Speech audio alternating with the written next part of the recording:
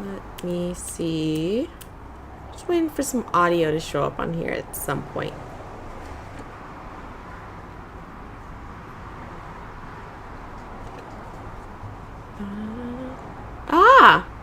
There we go. There we go. We're hearing things. I'm gonna turn the gain down just a bit. I don't know if that's up or down.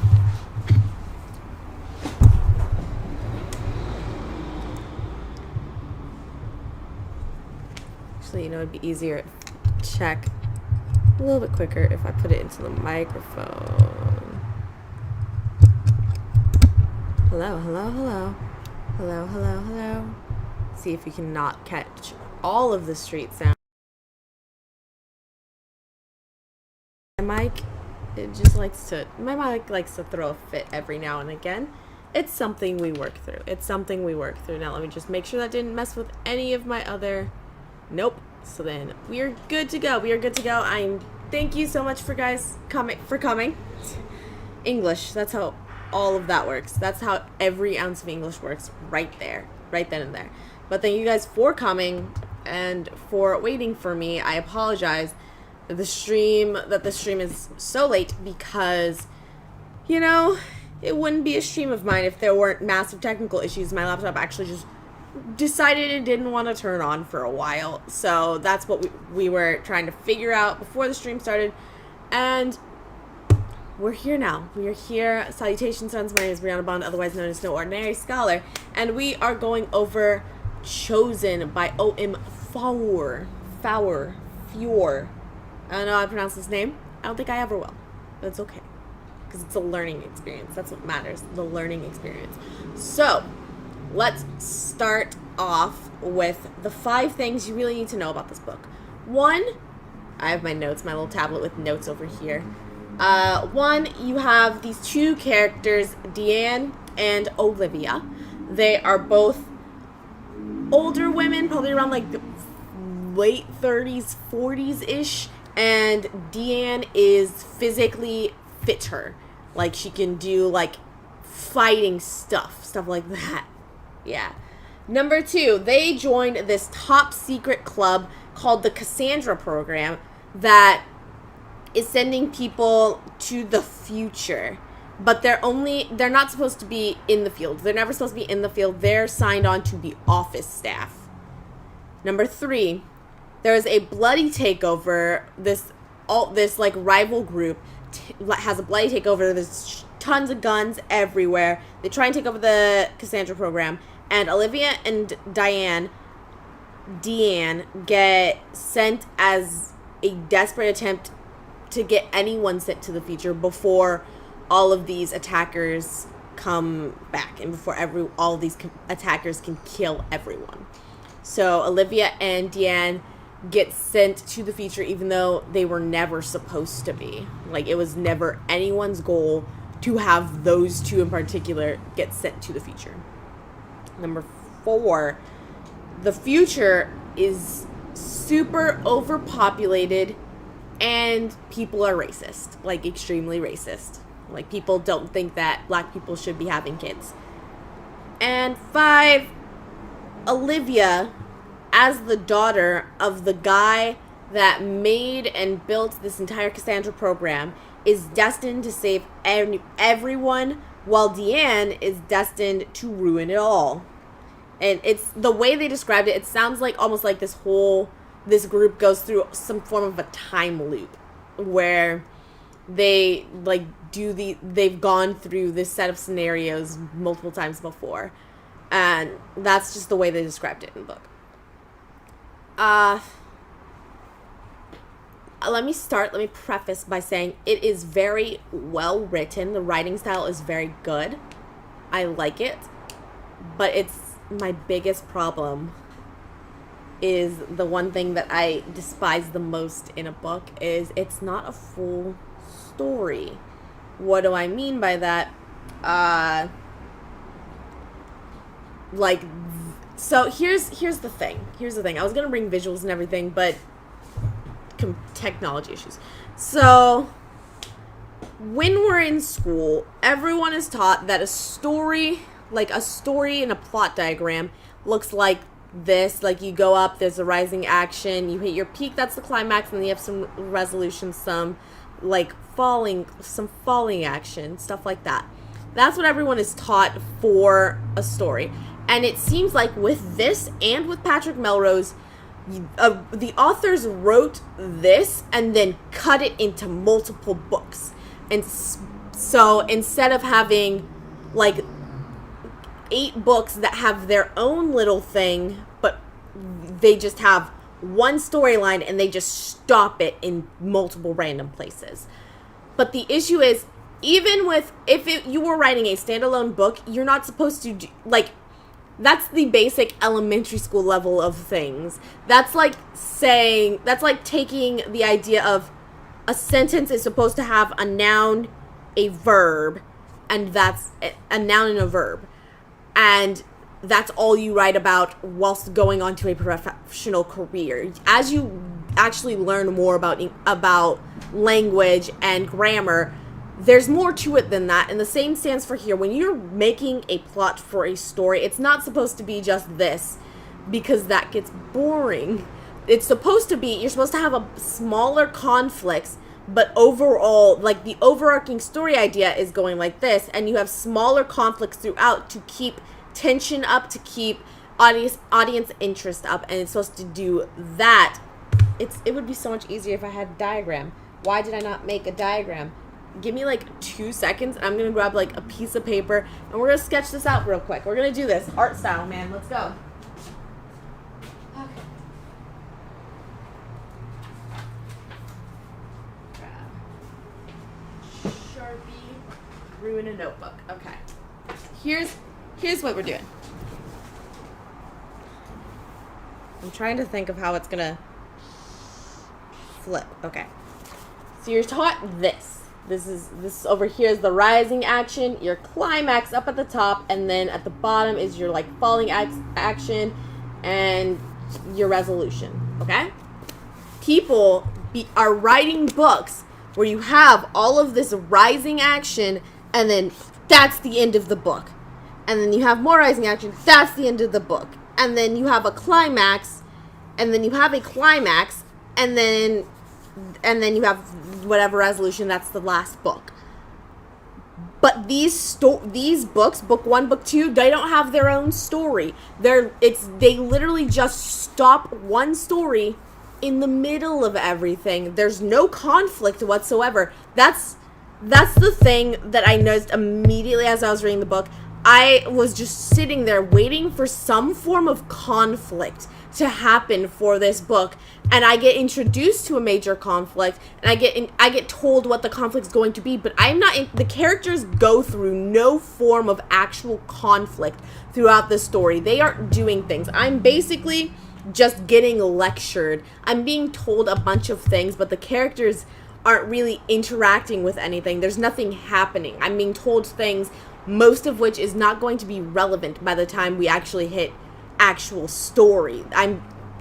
You're giving me a list, you're giving me a lecture, but you're not giving me a story, when the whole book is just exposition. That's the beginning, but that's what they're doing. The beginning of the series is just a book of pure exposition, no actual arc.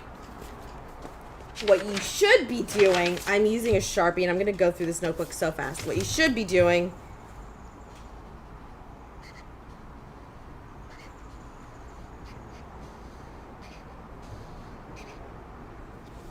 and then you have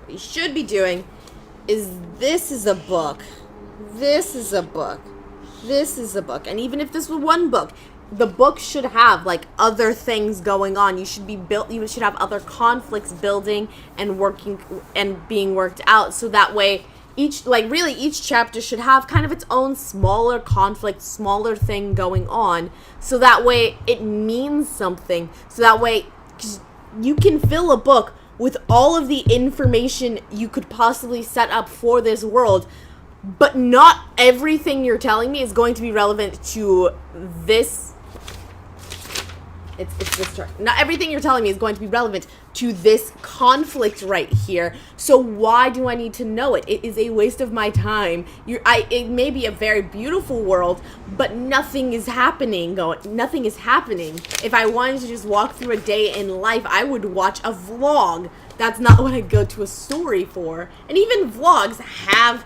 something to them, you know? But when you're writing any book, when you're writing a series, each book should have its own smaller conflict that ties into the overall progression of this. So that was a problem I was having plot-wise. The characters had no development. The characters weren't growing in any way, of course, because again, the book doesn't have this individual novel, this first book doesn't have its own story to it. I'm so frustrated. You can tell I'm very frustrated because again, it feels like a waste of time because I know the only way I would be able to get a full story is if I read all 3 books. And frankly, I'm not willing. This is the issue, and this is the reason why I couldn't suggest this book to someone else, because I'm not willing to pay for 2 other books when I know that for the amount that I'm reading, I'm not being entertained enough. I'm not being shown anything, and I'm not being pulled into a story enough to justify the amount that I am reading for this, and I don't think I would be satisfied with paying any amount for these books. The first one, honestly, I didn't pay. I got that one off of Free Booksy, and so I was honest, it looked really good. It really did. And the writing style, again, the writing style is really well done, but it's just, I'm not being given a full story. I'm given a portion of the story. This book does not have its own plot, and so it's hard for me to feel encouraged to invest in this whole thing when I know I'm going to be waiting to be given a full story, and I'm going to be skimming pages because half of it isn't important, half of it isn't relevant, half of it doesn't matter to me. Because again, it makes sense to have more build up and more like introduction and exposition points when you have multiple little conflicts going through. It's going to be so annoying to try and tie every single thing you've told me in this book to one conflict scene. It's going to feel very fake. It's going to feel very manufactured, because realistically, all of these things shouldn't be tying into one event. But that's what it seems like they're going to try and do, if they're going to try and make it seem like the things that they told me were worth reading. And so as I've basically informed you at this point, I am not likely to read the other books of this series unless they come upon me. I don't even know if I would read them should they come upon me for free, because again, I would have to read all 3 books in order to get an actual story out of it, and that just seems like I've been cheated. Like I waste 2/3 of the book is wasting my time. But I digress, because we are halfway through, and I haven't talked about any of the other things that I noticed with this book. So, to start, there's this mouse experiment that they talk about at the beginning of the book where, the mouse they have an experiment. They put mice in this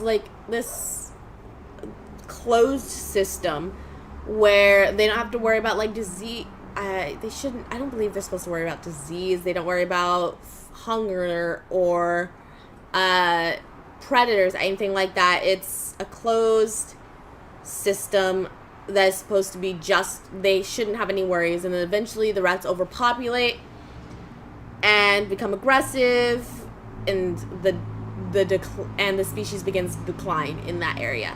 And they try to compare that to humans, and that's kind of what builds into this whole book, and the problems that are happening in the future is they're describing it. They use this to explain, we know now what's going to happen to humanity in the future if we keep populating.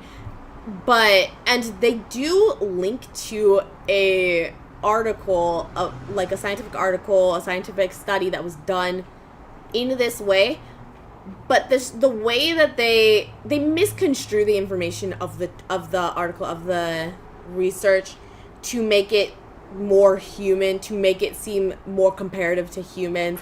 Like, they describe it as if the just describe it as if, like, the rats are getting aggressive because they don't have like real mother's love, so now they don't know how to socialize with each other, and then they start getting aggressive.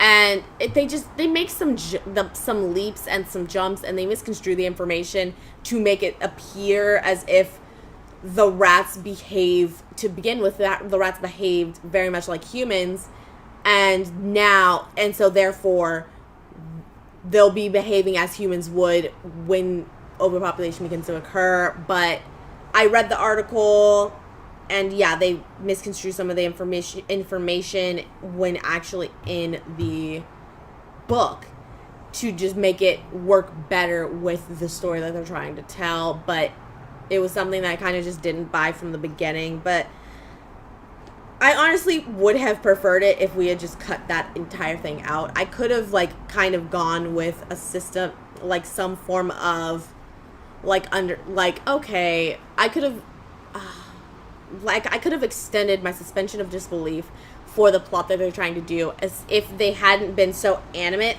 to try and prove that what they're saying is real, if that makes sense. Okay. There was another thing that I found this was a thing that I found interesting, a little irritating. I'm not sure because it's very obvious this is a British author, and so I'm not sure if this was something that happened, or this was a writing thing that happened because it as a really bad joke, like a joke that's just not funny, or out of actual ignorance of African Americans. But so there's the character Deanne. Her name is spelled DeAnn, and we are told her dad tells her that she was named after the Greek goddess of the hunt. Several issues happen with that. Again, the name is spelled Deann. It looks as if it would be pronounced Deanne. If you wanted to stretch that, like, that's the number one issue with that, is even if you were trying to make a black people spell names weird kind of joke, it, like, this spelling of it does not show that perception of the pronunciation Diana, which would be, I believe, the goddess that they're going for. But the spelling you've given us does not hint even kind of that would be the pronunciation of the name. 1, 2, Diana is the Roman goddess of the hunt. Roman, not Greek. And these are supposed to be educated people that we're talking about. So, again, like, the reason, like, it doesn't translate. It doesn't translate when it's on paper. It really doesn't. As well as, I don't feel like it's a joke because this is her sickly father saying this herself. They just got him home from hospitalization, and she is talking, nearly crying, with her sickly father. So it does not seem like this is something that they're trying to make. This is a situation where they're trying to make things funny, because it's not like it's something that would have. It's not presented as if it's an inside joke, a joke that the father is telling. It would be a joke that the author is making about black people. And it doesn't seem like that because of the situation that they're in. So it really just seems as if this is kind of more of a show of ignorance because of the fact that the names don't look the same. The names don't look the same. It wouldn't be pronounced the same. Unless maybe there is a British accent in which an E is pronounced like an I, as well as it's the wrong goddess, and these are supposed to be educated people. The Greek goddess of the hunt is Artemis. The Roman is Diana. But that was something I noticed. There was another issue that I had similar to what happened in The Martian, where a lot of conflict points, like, they didn't start building up, like, not necessarily even conflict points, they didn't start building up things.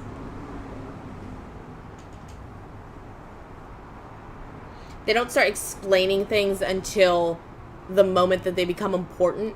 Like, for instance, in this book, Olivia's dad. We find out Olivia's dad was the guy that made the Cassandra program. And in that second that she finds out about him, that's the first time we mention Olivia's dad. And she's like, wait, but my dad died at the Twin Towers. How do you mean he was in this weird time traveling thing? And that was just a lot of exposition to like suddenly throw on us. And like, it would have been something else if at the beginning of the book we kind of get to know the fact that she believes her dad died, and that he died in 2001 Twin Towers. And then over time you're kind of like, wait, stop, this is weird. Maybe he had something to do with this. And then they're like, oh my god, hey, your dad, because they had a picture of him in their offices, and she's like, and they're like, we're gonna wait to tell you this, but your dad made this program. And now she's just kind of mind blown and putting together the pieces that we've already been shown. That would have been something that would have been just something that was a bit more fluid and a bit better to read, more entertaining to read.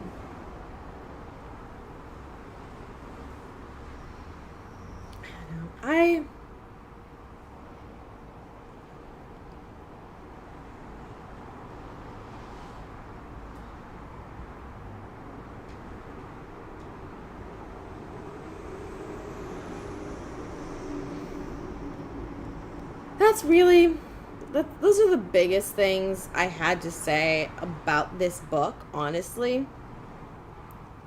Like, again, this isn't something I could suggest someone else read, because I know, like, it would just take so long to get any form of payoff. It would take so long for anything to seem like it's worth it. And I'm not willing really to go through that journey, since, like, there's no story to this book. It's a trilogy, so hopefully... Can I help you? But it's a trilogy, so hopefully, like, something starts happening in the second book, but I can't guarantee that. I'm not really interested in taking the risk. I'm not going to tell someone else to pay for these books and take that risk when I don't know you're going to be entertained. So that's really what I have to say about this book. Otherwise, in terms of the next book that I'm reading, I've actually been a little indecisive about the next book that I want to read. So I'm not going to be announcing that next book in this stream. I'm going to announce it tonight on my Instagram, actually. So if you want to see that, I'll post it on my Instagram tonight. It'll be on both of my Instagrams, Firestorm2343 and Tormenta de Fuego 2343. As well as, right after this, I'm going to be hopping over to my No Ordinary Scholar Twitch account to do some study with me streams, if you want to hang out with me over there. Don't forget to check out my book, The Queen of Thieves, A New Throne. Get your copy today. It is available on Amazon.com. I have honestly been working a lot of these Twitch streams working on the sequels to this book. It was a whole lot of fun. We're having a whole lot of fun over there as well. And if you want to support me in any other way, you can check out my Patreon account. You can support me over there for as little as $2 a month. Anything you can do helps. You get some free stuff, like you get the first chapter of the books for free. I have another thing that I'm working on getting around for you guys for free over there. You get the cover early. You get to see my YouTube videos. After this, I'm also going to post the next YouTube video that's coming out is going to be available for them early. And we just have a lot of fun over there. So if you want to come hang out with me, can't wait to see you. But until next time, valedictions, friends.